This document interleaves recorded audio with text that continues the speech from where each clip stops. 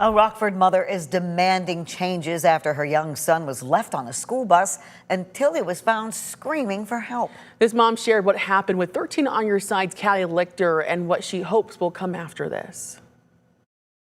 The mother is calling on more change and transparency for Rockford Public Schools buses so that this doesn't happen to any child ever again. The day of November 14th, 2025 is one that still plays in Dr. Melissa Kline's mind. He could have been awake the rest of that time, screaming, sad. She got a call that afternoon that her 3-year-old son, Caleb, had been left on a bus instead of being dropped off at his special childhood education class, despite her bus app saying Caleb was dropped off safely. When I got the call saying that he had been found, of course, it was quite a shock. According to court documents in a Rockford Public Schools report, Caleb was left in a bus for over 75 minutes alone after the bus driver forgot to do a post-bus inspection. Dr. Kline says Caleb was found by another driver who heard her son screaming. So he's probably very close to the verge of heat stroke, but luckily they found him in time. The RPS report says an audit was performed on bus driver Karen Wirtz, who was driving the bus that day, and she had completed 0 of the last 30 post-trip inspections. This wasn't the first time an incident had happened with Caleb and the bus that is supposed to take him to and from his program safely,